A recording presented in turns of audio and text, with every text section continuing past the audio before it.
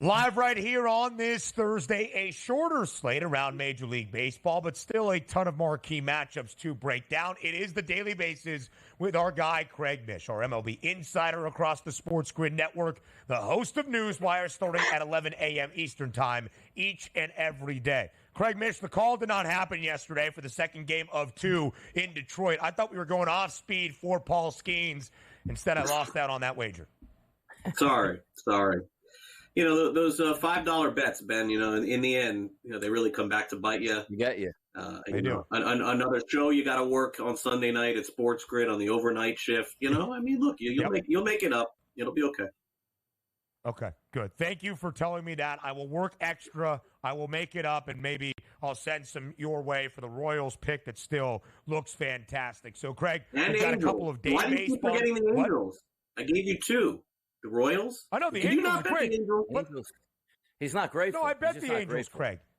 I'm off to a great start with both. The Angels are fantastic, 21-34, under 72.5. But the Royals are on such a strong pace, already at 35 wins. So I just feel so great about that one. The Angels are 13 games under 500. We haven't hit June yet. Yeah. What do you think that's going to look like after the trade deadline? Move everybody, Ben. They're going to lose 100 also. For sure. I can't wait for when Mike Trout is traded to Philadelphia, and we talk about it here, and we say how we already had that breaking news. Yeah, do the odds. But, Craig, I mean, we celebrate KC. They're at 35 wins yesterday, snapping a small skid against the Twins. It took them till August 3rd last year to win 35 games. So that's why I start with Kansas City. All right, let's go to Milwaukee for today's action on this Thursday. Yesterday, the worst MLB start in his short career for Shota Imanaga, and the Brewers won 10-6 over the Cubs. Milwaukee has won 2 of the 3 in this 4-game set, looking for the series win today against Chicago. The Brewers a slight favorite to get that done. What happens in Milwaukee on this Thursday afternoon? Yeah, so this is a toss-up game, as you can see with the line. Basically a pick 'em type game. So here would be my advice on how to play this game. So these two teams rolled through their starting pitchers and relief pitchers in game 1. Milwaukee really used a lot of their guys game 2 in terms of bullpens. The Cubs not as much. They brought Hendricks in to finish it off yesterday. So the reason why I'm bringing this up is because you have 2 pitchers today between Taillon and Colin Ray. These are 5-inning guys. Maybe Taillon goes 6, but generally speaking, these guys are going to be out after the 5th. So what I would do is I would do nothing, and then come the 2nd, 3rd inning live on this game, I think that if it's close or the Cubs have a lead, I would play the Cubs because I don't think the Brewers are going to be at full strength in terms of their arsenal, bringing in guys early and late. I'm looking at their bullpen usage. It's been a lot. They brought in several guys two days in a row, a lot 2 out of the last 3 days. I don't know how they're going to get through this one, Milwaukee. They may have to stick Ray in there for a long time, and you know that what that means is that, look, Colin Ray, he's okay. He's not great, which could mean if he gets into the 6th, 3rd time through, could get beat up a little bit. So I wouldn't necessarily play the Cubs immediately, but if I saw that the game was close or tight, I would bank on the Cubs doing a better job closing this game out than Milwaukee today. NL Central odds here to win it. Very good division so far. The Brewers are the favorite at a -110 price. The Chicago Cubs in second right now on the FanDuel Sportsbook at +230 have fallen off a little bit, but here come the St. Louis Cardinals at a +450 price, playing much better baseball. Is this a Brewers division for you, Craig, or is there a chance that we're taking a look at, hey, maybe the Cardinals actually do have something here and can contend? Yeah, I'm surprised. I mean, I guess every year you have to expect the Cardinals are going to get hot at some point, and that time is right now. Whether or not they can sustain it still remains to be seen. I think it is a 3-team race. Donnie, kind of too close to call for me at this point. I think it's going to come down to which team decides to get the most aggressive here coming up in the next couple of months. I would not have projected Milwaukee to be in this spot. They've done a fantastic job. Their manager, Pat Murphy's done a great job too. So, this is one that I think is kind of impossible to know what will happen in the end, but I think the team that gets the most aggressive is the team that ends up winning. Usually these teams, what they do is come the trade deadline, Donnie, they add bullpen pieces. The Cubs need a 9th-inning guy. Brewers, I believe, get Devin Williams at some point back, so that'll be really big for them. They've had a hard time figuring out who that guy's going to be.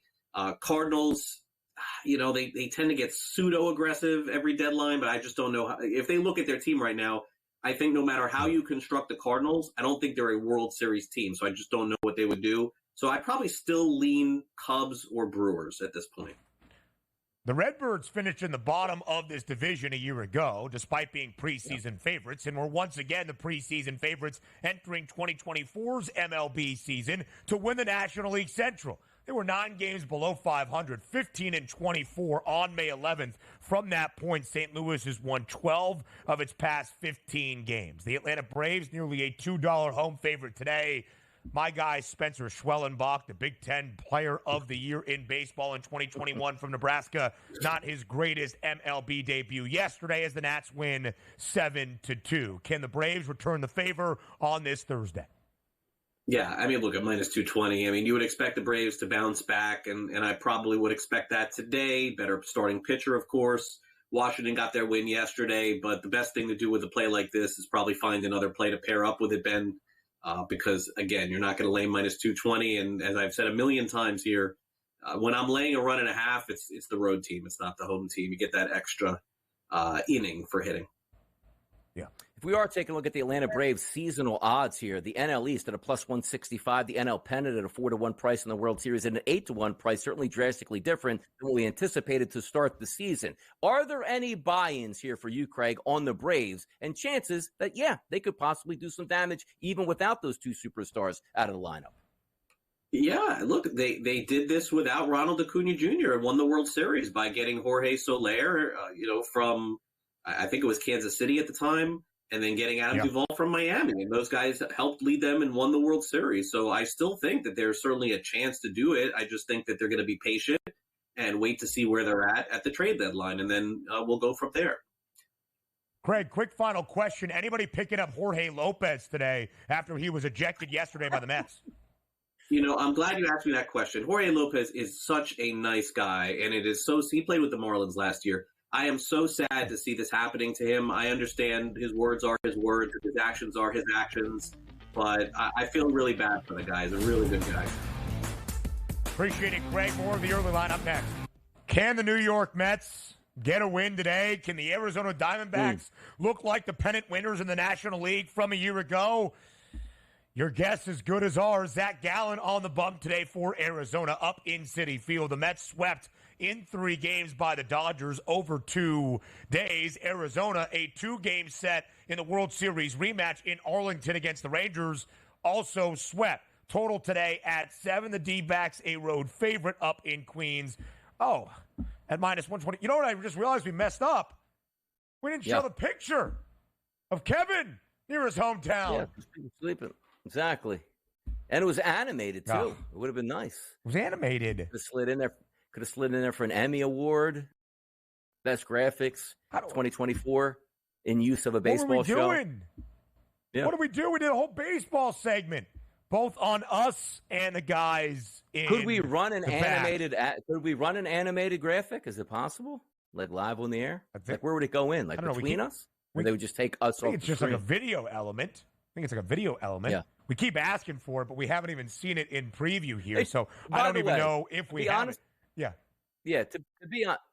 But to be honest with us, here's what actually should happen, Ben. Like when we start to tee up like our baseball segments here, the stinger should be that picture as our diamond plays coming up. Don't you think? That would be tremendous. At least for Dinger Tuesday. From here on out. That's got to be a stinger. That has to be a stinger. Yes. The people don't know what we're talking about. All right, but Joe Frizo. When you do see this new stinger, Joe Frizo, our producer. Yeah. You'll understand completely what this joke is. Wow. But our producer, Joe Frizo, claimed that he deleted it.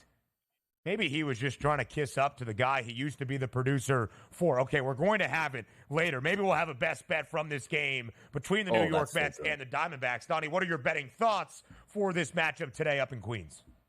Now, are we getting that extra bump here from yesterday, a guy being cut to make an example out of? You're not playing great baseball. You have a closed-door team meeting, and maybe Pete Alonso will be in the lineup today. That doesn't bode well because Christian Scott will be on the mound. We don't have a big backlog here. Only 92 batters faced here in 2024. He's actually been decent. A 141 ISO and a 290 weighted on base percentage if you combine lefty and righty batters. If you flip it over to the other side, much more pedigree on the mound today in Zach Gallen. Has he been incredible this year? Not necessarily, but but he's certainly been good. A 161 ISO and a 280 weighted on base percentage over the past 99 batters he's faced against a lineup that we're probably not expecting Pete Alonso to be in. So I think it's pretty easy. Instead of even looking at a side, which I do think still the better pitcher resides on the Arizona Diamondbacks, where are the runs coming from today? Only 68 degrees at first pitch anticipated, a wind blowing in at Citi Field. We're probably looking under in this game today.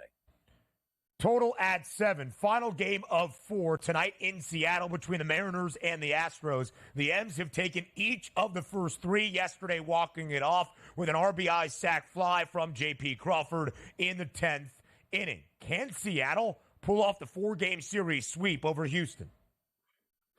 I don't know about them pulling off the series sweep because these games have been competitive, but the one thing that we are looking at on those price points is not the minus 134 or the plus 114 you're seeing there on the side. It's that 7.5 total. This is a true pitcher's ballpark. Spencer Arrighetti isn't a great pitcher by any stretch, but he doesn't have disaster statistics here. Even over the past 120 batters over the past 30 days, a 162 ISO, which is decent, a 345 weighted on base percentage, which is slightly elevated, but not a great lineup that you're facing from Seattle. If we go to the other side, Logan Gilbert has actually been very, very good. Look at his seasonal statistics, Ben. 270 batters faced here, K percentage around 25%, a low walk percentage, an ISO of 129, and a weighted on base percentage of 257. This also screams we're probably looking at an under in Seattle today.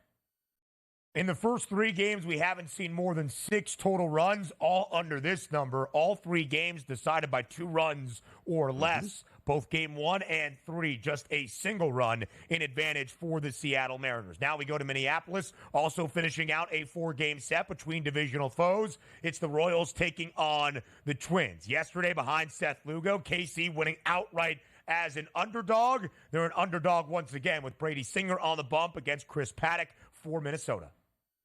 Singer has been sensational this season, Ben, as a right-handed pitcher against right-handed batters. How about a 105 ISO and a weighted on base percentage of 250 and a K rate of around 25%? That's what you like to see. But he does get damaged a little bit by left-handed batters. However, not a ton of great left-handed batters in the lineup. But if you are looking for RBI chances, that's Max Kepler in the middle of the lineup. And quickly, if we get over to Kansas City side, they should be able to take care of Paddock from the right side, who has struggled over the past 30 days against right-handed hitters. Bobby Witt Jr. could be on your card today with a 250 ISO and a 390 weighted on base percentage in the last month against right-handed pitchers today. Third best price for Bobby Witt Jr. to win that American League MVP.